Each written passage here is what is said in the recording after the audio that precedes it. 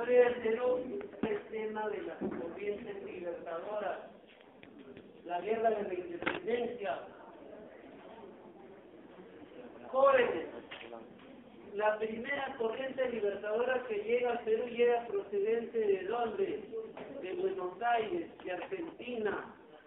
Un general argentino llamado José de San Martín. ¿No es cierto? Pero antes de San Martín hubo otros argentinos que intentaron venir al Perú.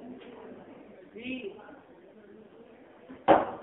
Jóvenes, en 1810 se conforma la Junta Gubernativa de Buenos Aires y declara su independencia. ¿Qué coyuntura aprovecha la Junta Gubernativa de Buenos Aires para declarar su independencia? Lo que dijimos en la clase anterior, Napoleón había invadido España y tomó como prisioneros al rey y al príncipe.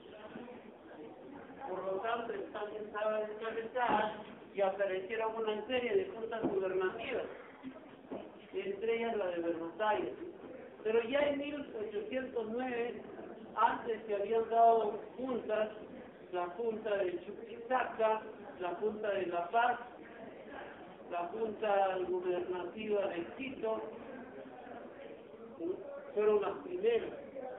Y en 1810 aparecerá Buenos Aires, Santiago, Santa Fe, Bogotá, Asunción, Montevideo, Caracas, ¿no? Y contra todas estas juntas gubernativas se necesitará una serie de ofensivas militares dirigidas por quién? Por el virrey del Perú, Fernando de Abascal. La lucha de Fernando de Abascal contra las juntas gubernativas será conocida como la contrarrevolución de Abascal. Y Abascal logrará derrotar a todas, una por una. A la única que no logrará traerse abajo será la de Buenos Aires. Entonces, Buenos Aires va a ser en 1813 el único punto que mantiene su independencia. Todo lo demás en América del Sur había sido recuperado para el dominio de España por el virrey Fernando de Abascal. Por eso que cuando Fernando VII retorna al trono de España, lo nombra él el Marqués de la Concordia. ¿Qué fue? Estamos en que Fernando de Abascal acaba con estas juntas y solamente queda la de Buenos Aires. Pero Buenos Aires, en esta situación, tenía asegurada de manera definitiva su independencia o corría peligro. Corría peligro porque el centro de poder económico, político y militar de España en América del Sur estaba intacto. ¿Cuál era el centro de poder de España en América del Sur? ¿Cuál era el centro de poder en América del Sur? ¿Desde dónde? El centro de poder español en América del Sur, ¿dónde se encontraba? Acá donde estamos nosotros, encima. Aquí no te voy a pasar en este libro. Lima, por favor, la capital del virreinato. Y el puerto de Callao, recordemos. Por eso tiene importancia, tiene gravitación el Perú, porque este ha sido un centro de poder, no solo cuando se ha dado el Tahuantinsuyo y el imperio inca, sino también durante el virreinato. Que pese a que se crearon nuevos virreinatos en el siglo XVIII, siempre el virreinato de Perú y Lima estaban considerados por encima de los demás. Tenía un mayor rango, una mayor jerarquía. Entonces, jóvenes, si se acababa con Buenos Aires, ¿desde dónde iba a partir esa suerte? Necesariamente desde Lima, desde Perú. Entonces, mientras existiera el virreinato del Perú, Buenos Aires no tenía asegurada su independencia. Por eso, desde muy temprano, la Junta de Buenos Aires, esa será su preocupación. Cómo extender el movimiento independentista acá al Perú. Cómo lograr que el Perú se emancipe. Porque expulsado el poder español del Perú, ya no había ese peligro. Es por eso que se mandarán sucesivas expediciones a través del Alto Perú. Algunas de ellas, por ejemplo, la de Juan José Castelli en 1812, que vendrá a apoyar el levantamiento de Tepetapa, pero sin embargo será frenado en el Alto Perú. Será frenado en el Alto Perú. Cuando hablo del Alto Perú, estamos hablando del territorio actual de qué país.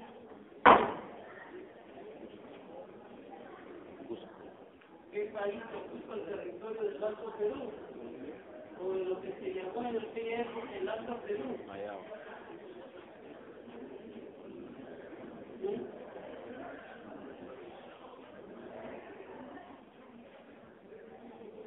Bolivia, ¿no?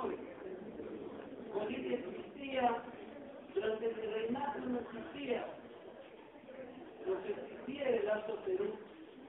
Y no había el Alto Perú era la frontera entre el virreinato del Perú y el virreinato del Río de la Plata, pero no había una frontera muy bien definida, que digamos.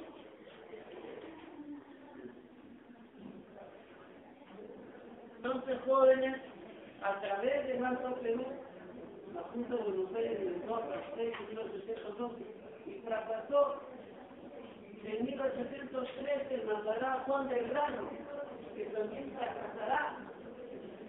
Juan Belgrano viene a apoyar su segundo levantamiento estable, el levantamiento de José Enrique Sayadelli. Y así vendrán sucesivas hasta 4 expediciones por el Alto Perú. Llega a Argentina, procedente de España, el general Coronel San Martín en ese momento, y a él lo ponen como gobernador de una provincia. Y en esa provincia, él crea con recursos propios un cuerpo de ejército, el regimiento de granaderos a caballo. Entonces se ve pues que era un estratega militar, un organizador. Entonces la Junta decide encomendarle a él para que venga a través del Alto Perú a luchar por la independencia del Perú. Pero él objeta y dice, pero si ya 4 veces han ido por el Alto Perú y las 4 veces han sido derrotados, ¿por qué quieren mandarme a una nueva derrota? Entonces ahí es que San Martín propone ir por otra ruta. Primero ir a Chile, apoyar la independencia de Chile y de ahí recién venir al Perú. Y eso es lo que va a hacer. Cruzar los Andes, ese es el famoso paso de los Andes, derrota a los realistas en la batalla de Chacabuco y luego de eso se proclama la independencia y es nombrado como primer gobernante de Chile Bernardo O'Higgins. Como hubieron problemas internos en Argentina, guerra civil, le ordenan a San Martín que regrese. Pero San Martín ya sin subordina, ya desacatando las órdenes de su gobierno y con el apoyo de O'Higgins se viene al Perú, desembarque en Piz, ¿no? Para esto incluso O'Higgins contrata a un mercenario marino escocés muy experto, Lord Cochrane. Desembarca Miguel V, creará la primera bandera y entonces San Martín lo que intenta hacer es llegar a un acuerdo diplomático con el virrey. Cuando llega San Martín, el virrey del Perú era Joaquín de la Cervera. Entonces, el virrey supuestamente para ganar tiempo lo convoca a una reunión, la conferencia de Miraflores. Le dice que ahí van a ir emisarios del Virrey y emisarios de San Martín, se reúnen. San Martín allí propone por primera vez convertir al Perú en una monarquía constitucional. ¿Qué es una monarquía constitucional? Un rey con parlamento. Esto es lo que le diferencia de la monarquía absoluta. En la monarquía absoluta el rey gobierna solo sin un control. En la monarquía constitucional hay un parlamento. Entonces, San Martín ofrece establecer una monarquía constitucional en el Perú y que los realistas van a ser el entorno, van a ser la corte, la nobleza de ese rey. Entonces no tienen nada que perder, es lo que les propone. El virrey manda como propuesta poner en vigencia en el Perú la Constitución de Cádiz de 1802, una constitución que les habían elaborado los generales en España aprovechando la ausencia del rey, Carlos IV y el primo Fernando, que estaban prisioneros en manos de Napoleón. Entonces no hay acuerdo, no llega a haber ningún acuerdo. Es ahí que San Martín envía al general argentino Álvarez de Arenales hacia la tierra. Recorrerá Ayacucho, Huancavelica, Junín, Pasco. El Pasco se produce un enfrentamiento. En ese enfrentamiento hay un regimiento de caballería realista llamado Numancia, que está salvando patriotas. Y luego un batallón de infantería, el batallón Cusco, con ello muchos oficiales del ejército realista como Santa Cruz, Gamarra, se pasan al bando patriota. Bueno, entonces, a raíz de esto, en el seno de las fuerzas realistas, se agudizan las contradicciones. Y entonces, vamos a tener que los generales realistas se reúnen en la tierra de Ayacucho y acuerdan destituir al virrey Venezuela por incapaz. Y nombran en su lugar al general José de la Cerda. Esto será conocido como el motín de Ayacucho, ¿no? Porque ellos no tenían facultad para destituir o nombrar un virrey. Eso lo hacía el rey de España. Pero ellos lo hicieron por su cuenta. Y luego el rey de España confirmó el nombramiento de José de la Cerda. Entonces, jóvenes, luego con el nuevo virrey se producirá otro encuentro diplomático, la conferencia de Funchal, también en las afueras de Lima. Funchal está por la ruta de la carretera Santa, más o menos el kilómetro 24, por ahí. La avenida Tupacamaro, por ahí. Está Funchal. Ahí está todavía la casa Hacienda, donde se reunieron José de San Martín y el virrey de la Cerda. Entonces, en esta nueva conferencia tampoco hay un acuerdo.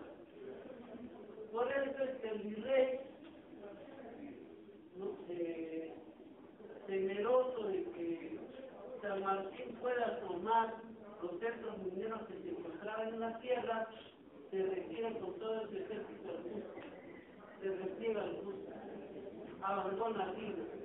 Esta circunstancia será aprovechada por José de San Martín, quien ingresará a Lima y proclamará la independencia. Entonces, el Cabildo de Lima le ofrece a San Martín nombrarlo presidente del Perú.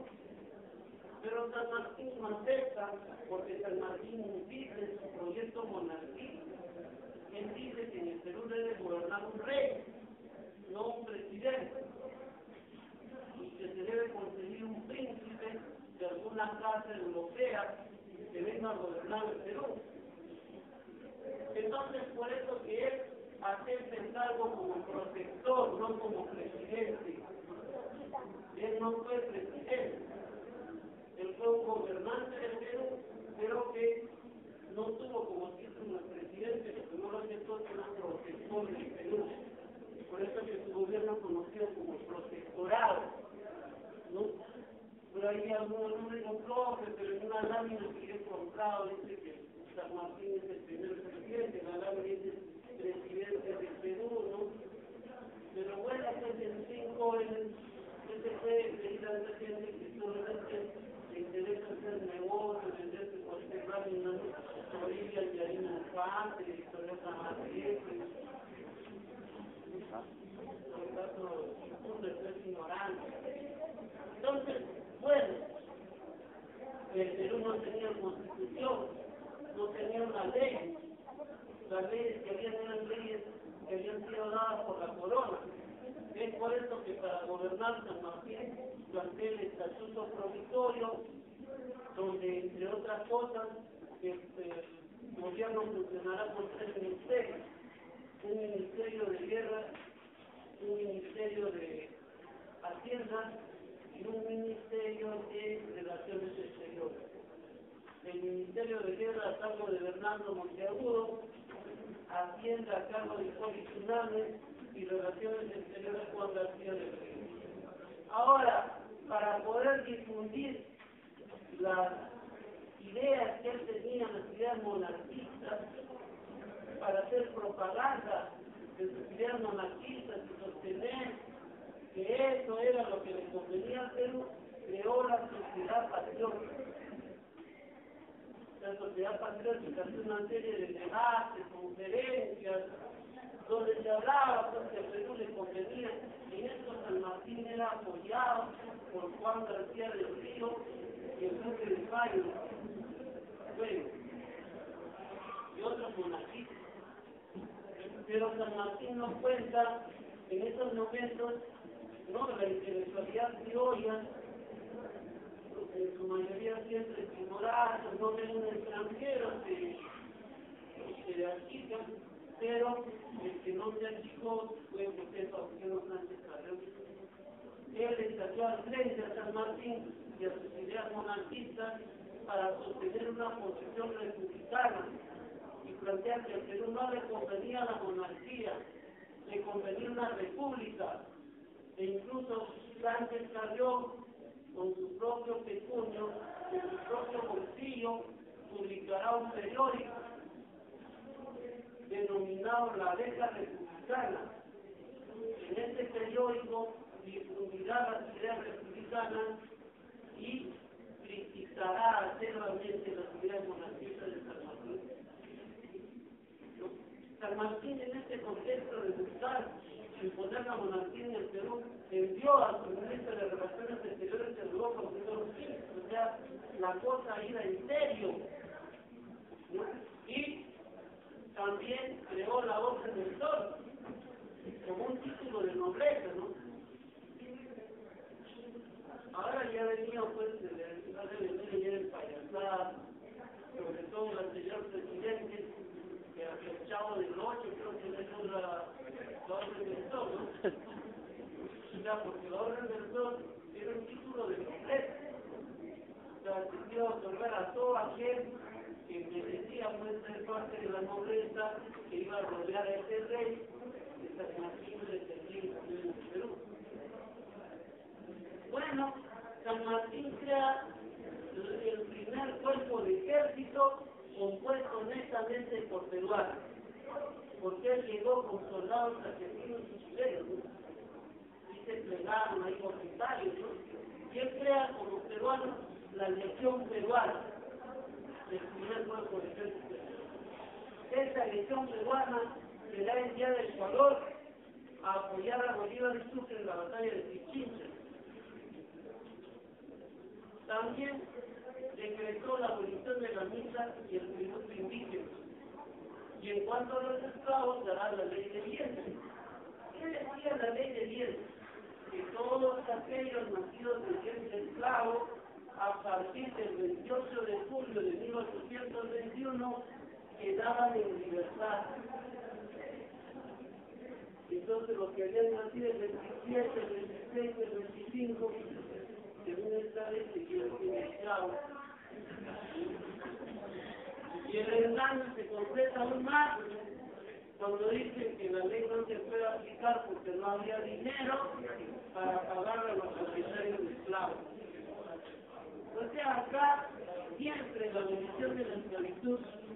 había sido vista como una medida en que había que indemnizar al dueño del esclavo. O sea, prácticamente era que el Estado le compraba la libertad de los esclavos. Esto se concretará recién con Ramón Castilla, y el dinero del guano habrá dinero para pagar a los propietarios de esclavos. El único en la historia del Perú que planteó una abolición de la esclavitud de manera revolucionaria, sin reconocer un solo centavo a los propietarios de esclavos, fue José Gabriel Condorcet, Tupac Amaru II. Él dio un decreto de abolición de la esclavitud, pero que se iba a aplicar a sangre y fuego. O sea, que el propietario que no quería sus personas se mataba, y punto, ¿no? Es una medida revolucionaria. Pero como sabemos, Tupac Amaru fracasó, fue derrotado, fue capturado, y no se llegó a presentar eso. Pero bueno, San Martín da este decreto un poco, digamos, demagógico, ¿no? Porque no tenía sentido efectivo. Era para distraer a la gente nada más. Porque en estas circunstancias los indígenas querían también ser parte del poder. San Martín se oponía, por ejemplo, a reclutar indios para el ejército libertador. ¿Por qué? Porque obviamente si reclutaban a los indios iban a tener mayores derechos, iban a ser ciudadanos.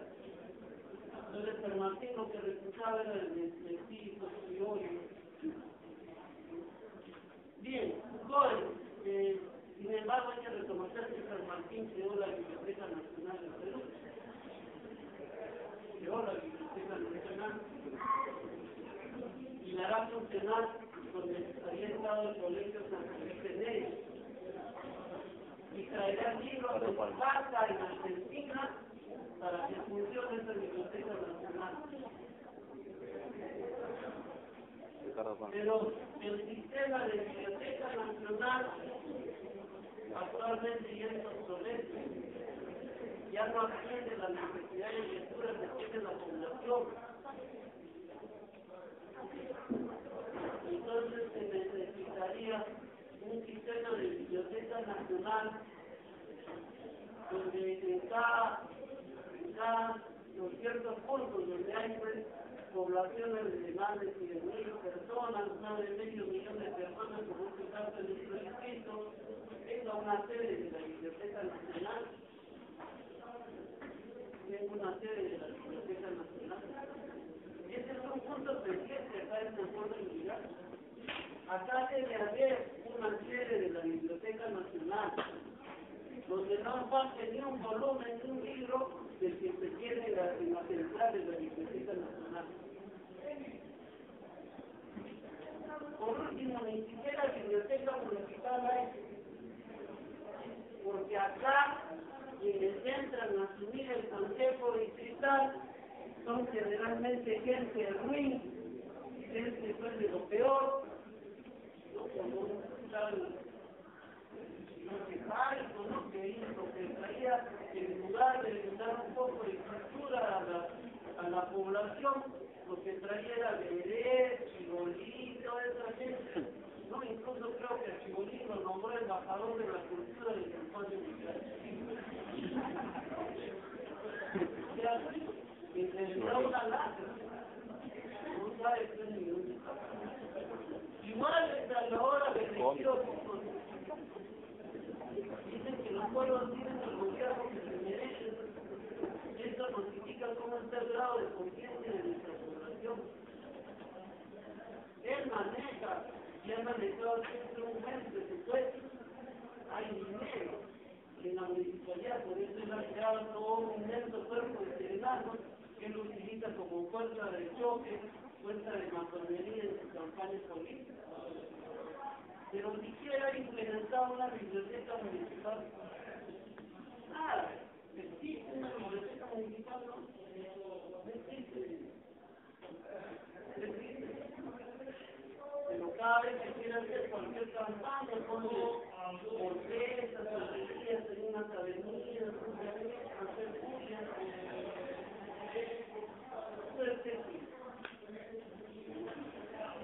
naturalmente se va perdiendo capacidad, talento, pues, de estar construido ahí entre jóvenes, niños. Los grandes hechos de la historia, ¿no? Einstein, Napoleón Bonaparte, etcétera, etcétera, todos los biografías siempre han vivido cerca de una biblioteca pública. Y siempre van a ver que de niños siempre digo que padre a todas las bibliotecas. El mismo Carlos Marx, para escribir el Capital, se iba a la biblioteca de Londres. A las 9 de la mañana que tiene esta biblioteca ya estaba primerito ahí donde que le llegaron los enviados también ya lo conocían, el primero que entraba a la biblioteca. Y se quedaba ahí hasta las altas horas de la noche, hasta las 9, 10 de la noche. Los entraban ya tienen votado ya. Así. Todos los días para escribir su monumental obra de Capital. Entonces conviene pensar en el futuro, conviene tener una biblioteca, una serie de la biblioteca. Ahora acá no correspondería una simple biblioteca municipal, como puede tener un pequeño distrito pues, de Barranco, Chorrillos, La Punta, no. Acá tendría que haber una sede, porque acá hay una porción importante de la población del Perú. Entonces tendría que haber una biblioteca de nivel. Pero como nada cae del cielo, las autoridades nunca hacen nada de buen grado, entonces tendrá por eso la manera de conseguirlo, de escribirlo, de formar un movimiento para exigir, no para buscar intereses personales,